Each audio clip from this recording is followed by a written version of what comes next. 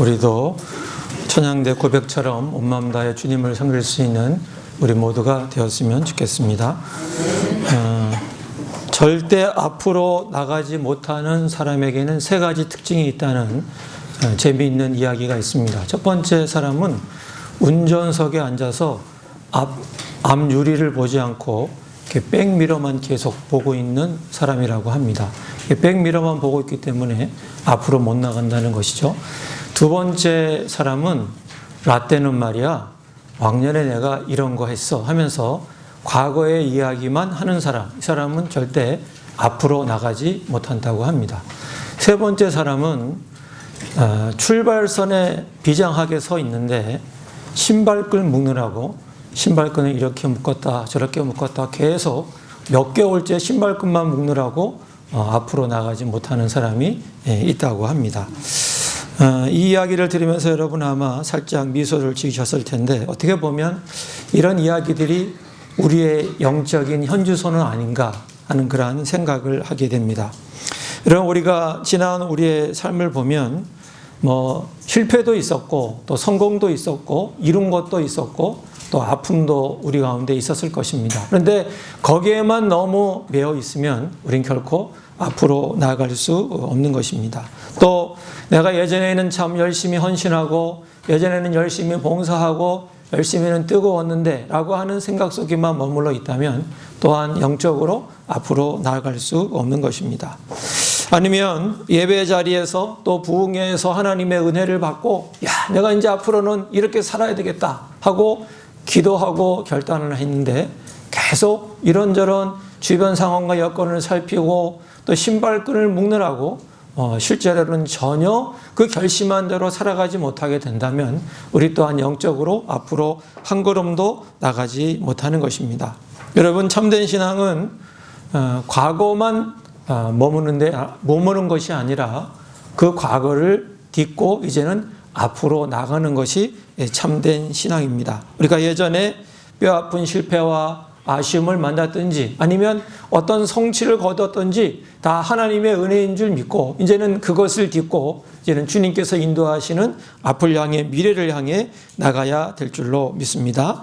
오늘 우리가 읽은 이 본문의 말씀은 영적인 안일함과 과거의 얽매임을 깨뜨리고 새로운 도전, 새로운 앞을 향해 어떻게 나가야 할 것인지를 우리에게 말씀해 주시는 부분입니다. 오늘 사도 바울의 고백을 통해서 우리를 향하신 하나님의 음성을 함께 듣기를 원합니다. 오늘 말씀을 통해 우리 영혼을 묶고 있던 과거의 끈들이 좀 풀어지고 다시 한번 표대를 향해 힘차게 달려나갈 수 있는 하늘의 새 힘을 공급받는 저와 여러분 모두가 되시기를 예수님의 이름으로 간절히 축복합니다.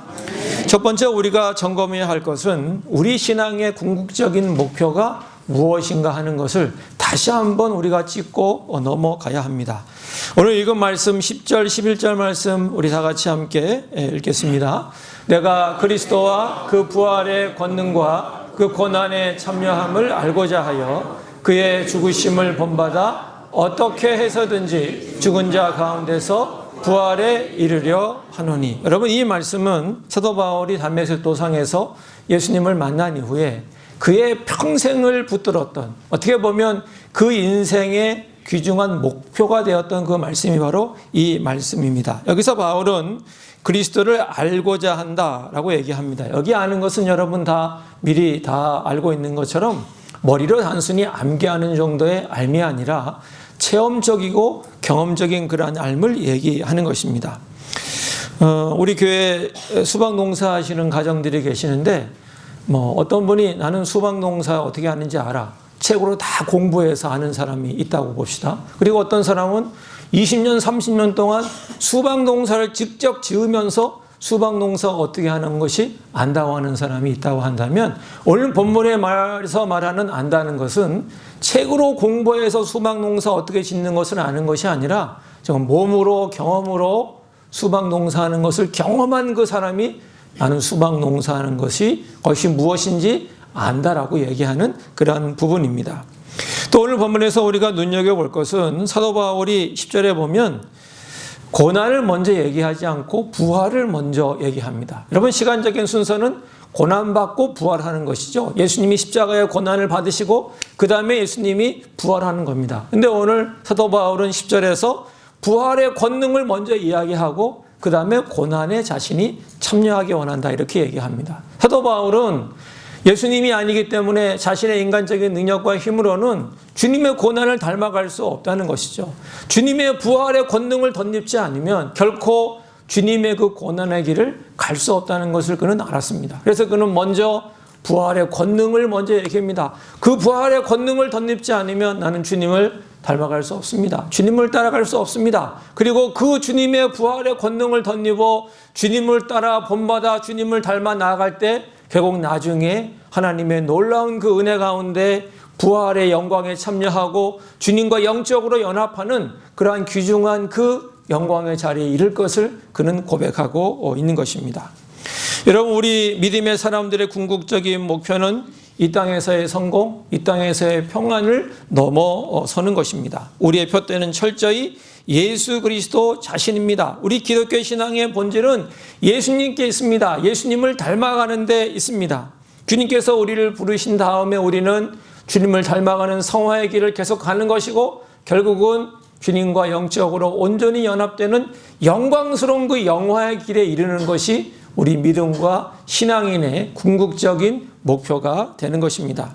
이 목표를 사도 바울은 로마서 8장 29절에서도 이렇게 우리에게 말씀해 주셨는데 이렇게 같이 읽겠습니다. 하나님이 미리 아신 자들을 또한 그 아들의 형상을 본받게 하기 위하여 미리 정하셨으니, 주님께서 우리를 만드시고 우리를 창조하시고 우리를 부르신 그 목적이 어딨냐면 그 아들 예수님의 형상을 본받도록 하기 위해서 우리를 부르셨다고 말씀하고 있는 것입니다. 사랑하는 성도 여러분, 우리 믿음의 신앙의 그 궁극적인 목표, 그 표대가 어디에 있습니까? 그동안 우리는 각자의 자리에서 우리 인생을 열심히 달려왔고 또 수고했습니다.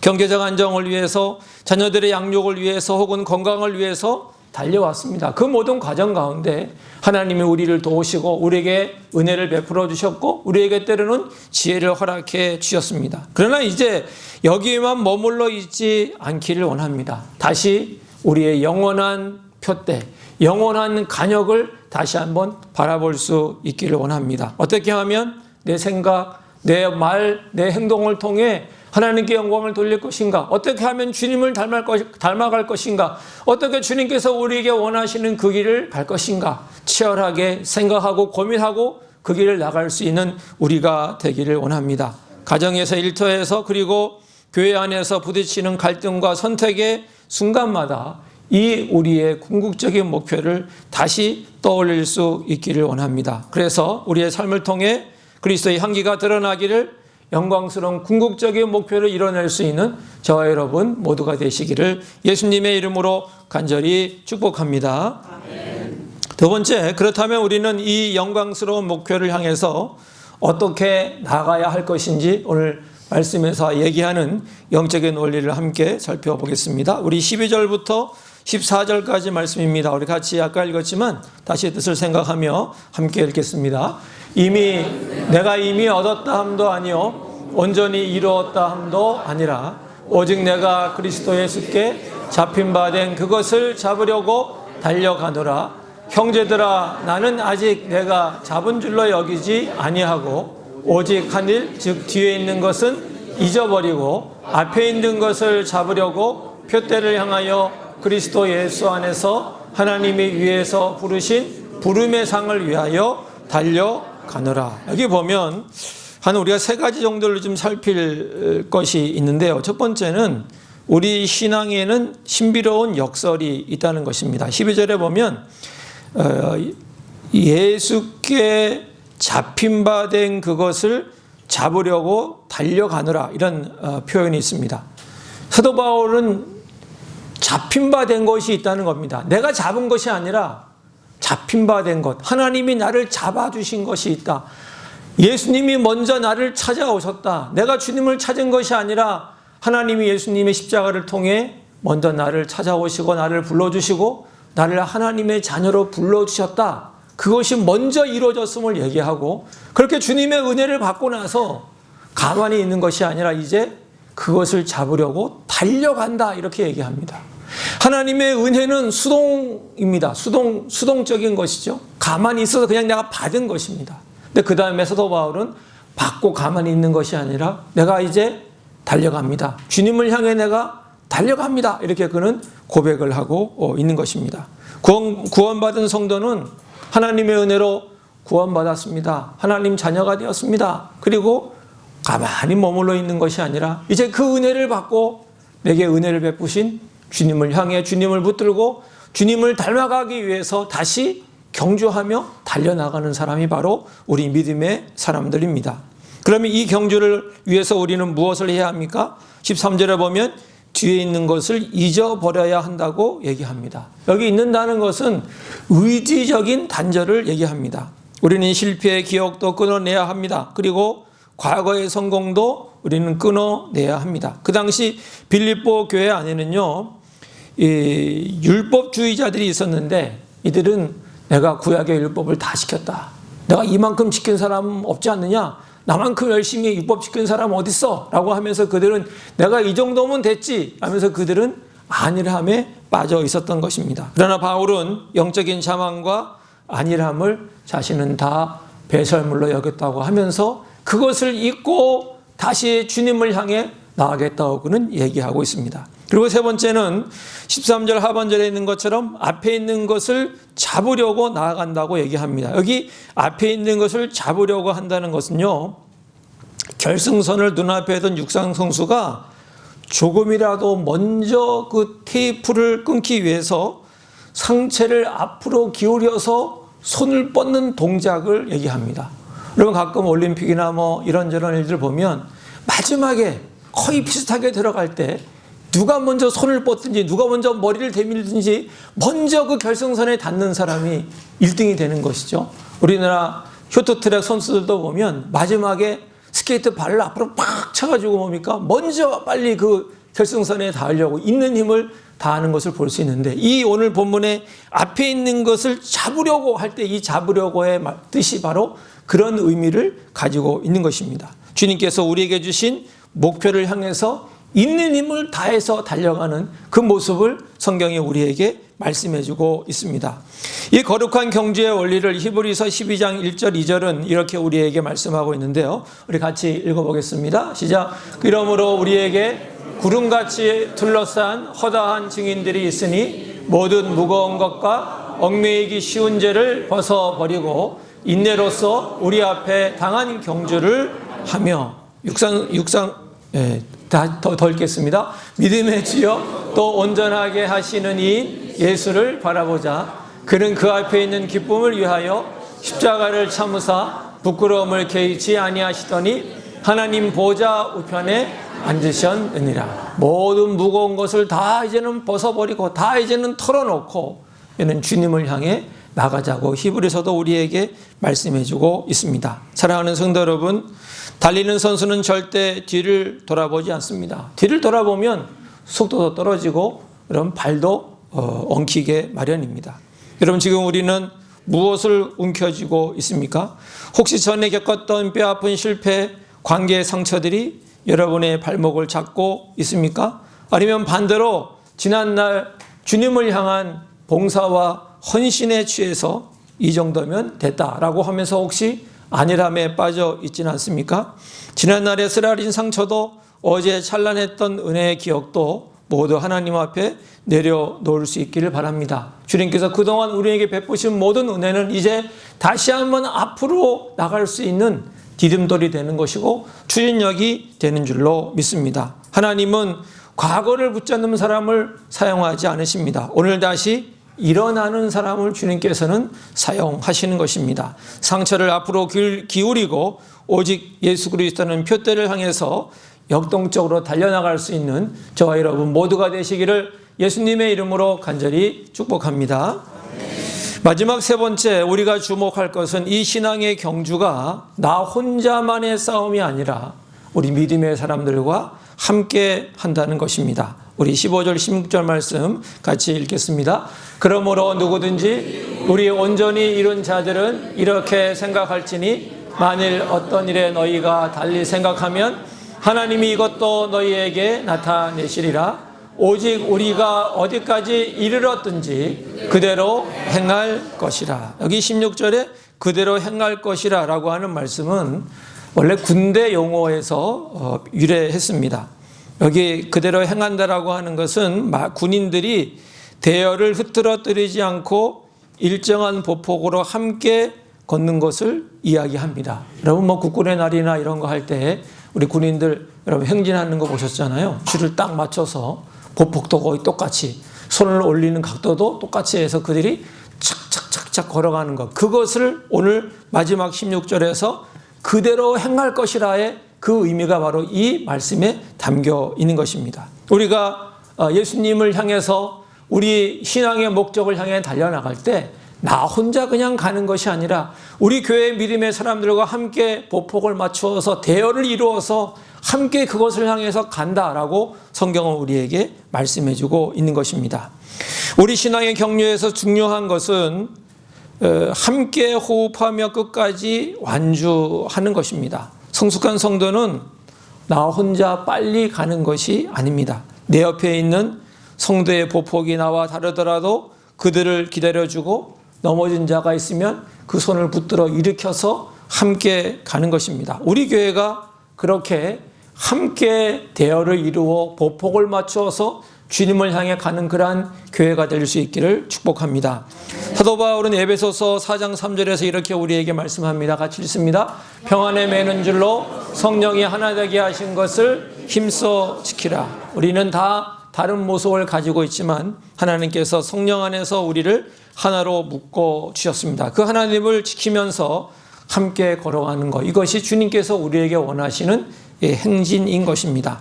사랑하는 성도 여러분, 우리 곁을 한번 돌아볼 수 있기를 원합니다. 혹시 우리는 나 혼자 달려가기에 바빠서 내 곁에서 우리 옆에서 쓰러져가는 사람들, 숨이 가빠하는 사람들, 느리게 걸어가는 사람들 혹시 지나치지는 않으셨습니까? 우린 서로 다른 영적 성장 단계에 있습니다. 어떤 사람은 신앙생활 오래 하면서 굳건한 신앙 가운데 든든히 서 있는 사람도 있고 어떤 사람은 이제 막 신앙의 걸음마를 뗀 사람도 있습니다. 그리고 어떤 분은 우리 교회 오랫동안 헌신하신 분이 있고 어떤 분은 우리 교회에 오신 지 얼마 되지 않은 분도 있습니다. 그러나 하나님 앞에서는 우리 모두가 같이 함께 여전히 달려가야 할 하나님의 경주자라고 하는 것입니다. 어디까지 이르렀든지 그대로 행하라고 하는 오늘의 말씀을 우리 마음에 새길 수 있기를 원합니다. 우리 모든 믿음의 사람들, 우리 모든 성도들이 서로 배려하고 서로 존중하면서 함께 갈 수 있기를 원합니다. 우리가 서로의 보폭을 맞추어 걸어갈 때 우리 교회는 세상에서 얻을 수 없는 하나님이 주시는 평강이 가득하게 될 줄로 믿습니다. 우리가 평안에 매는 줄로 서로를 묶고 함께 걸어갈 때 우리 교회는 하나님께서 부르신 그 영광의 상을 향해 달려가게 될 줄로 믿습니다. 우리 모두 옆에 사람과 보폭을 맞춰서 기쁘게 주님을 향해 행진할 수 있는 우리 복된 성도님들 다 되시기를 예수님의 이름으로 간절히 축복합니다. 아멘. 1976년 미국 시애틀에서 장애인 올림픽이 열리게 되었는데 장애인 올림픽 100m 달리기 결승전에서 있었던 일이라고 합니다. 출발 총성이 울리게 되었고 9명의 선수들이 이제 일제히 출발을 했습니다. 그런데 얼마 가지 못해서 한 선수가 이제 아이들 경기였나 봐요. 소년이 발이 이렇게 엉키면서 바닥에 넘어졌습니다. 그동안 연습하고 준비해서 결승선까지 왔는데 중간에 넘어지니까 속도 상하고 또 너무 억울하기도 하고 또 넘어져 아프기도 하고 해서 이 아이가 소리를 내어서 울었다고 합니다. 그런데 이 아이가 우는 소리를 듣고 앞에 달려나가던 나머지 8명의 아이들이 약속이나 한 듯이 달리기를 멈추고 다시 그 넘어진 아이한테 다 돌아왔다는 것입니다. 다운 증후군을 앓고 있던 한 소년은 울고 있던 소년 곁에 무릎을 꿇고 다친 곳에 살며시 입을 맞추면서 이렇게 하면 덜 아플 거야 이렇게 얘기를 했다고 그래요. 그리고 아이들이 그 넘어진 아이의 손을 붙잡고 다시 일으켰습니다. 그리고는 그 9명의 선수들이 다 서로 팔짱을 끼고 달린 것이 아니라 함께 결승선을 향해서 걸어갔다는 것입니다. 모두가 다 똑같이 1등으로 결승선을 통과하게 되었고, 이것을 본 경기장의 모든 관중들은 자리에서 일어나서 눈물을 흘리면서 기립박수를 하였다고 합니다. 사랑하는 성도 여러분, 세상은 늘 우리에게 속도를 요구합니다. 뒤처진 사람 버려두고 너 혼자 빨리 가라, 너만이라도 빨리 가서 1등 해야지 라고 얘기하는 것이 세상입니다. 그러나 하나님의 나라 경주는 다른 줄로 믿습니다. 하나님께서 기뻐하시는 승리는 나 혼자 먼저 가서 1등 결승선을 통과하는 것이 아닙니다. 상처 입고 뒤처진 형제 자매의 손을 잡기 위해서 나의 보폭을 좀 늦추기도 하고, 또 넘어진 사람을 손을 붙잡아서 일으켜줘서 함께 걸어가는 것, 그것이 주님께서 기뻐하시는 우리의 모습인 줄로 믿습니다. 사랑하는 성도 여러분, 이전에 짊어지고 왔던 무거운 짐들, 뼈아픈 실패, 상처나 화려했던 과거의 영적 교만 다 하나님 앞에 내려놓을 수 있기를 원합니다. 더는 뒤를 돌아보지 마시기를 바랍니다. 오직 내 인격과 삶이 예수님을 닮아가는 그 영광스러운 목표를 향할 수 있기를 바랍니다. 이제 우리는 혼자 걷도록 부름받지 않았습니다. 나보다 조금 느리게 걷는 지체가 있다면 기다려 주시기를 바라고, 넘어진 성도가 있다면 손을 내밀어 붙들어 주시기를 원합니다. 서로 연약함을 품어주고 다친 곳을 위로하며 우리 교회가 팔짱을 끼고 함께 믿음의 경주를 달려나갈 수 있기를 축복합니다. 혼자서 빨리 가는 교회가 아니라 함께 생명의 길, 영광의 길을 멀리 갈 수 있는 우리 성동중앙교회가 될 수 있기를 우리 주 예수님의 이름으로 간절히 축복합니다.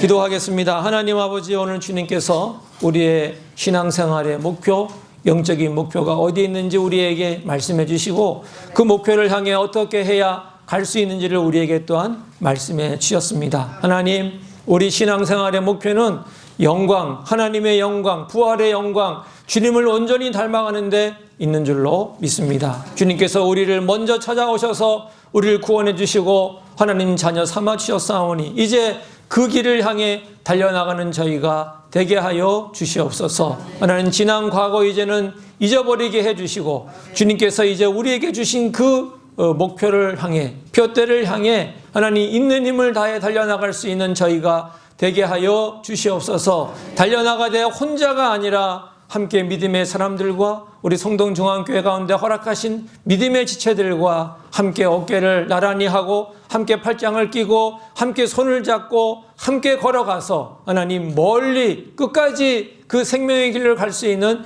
저희 모두가 되게 하여 주시옵소서. 주님 성령께서 함께 하시고 주의 은혜를 베풀어 주셔서 이것을 온전히 감당할 수 있는 저희가 되게 하여 주시옵소서. 예수님의 이름으로 기도하옵나이다. 아멘.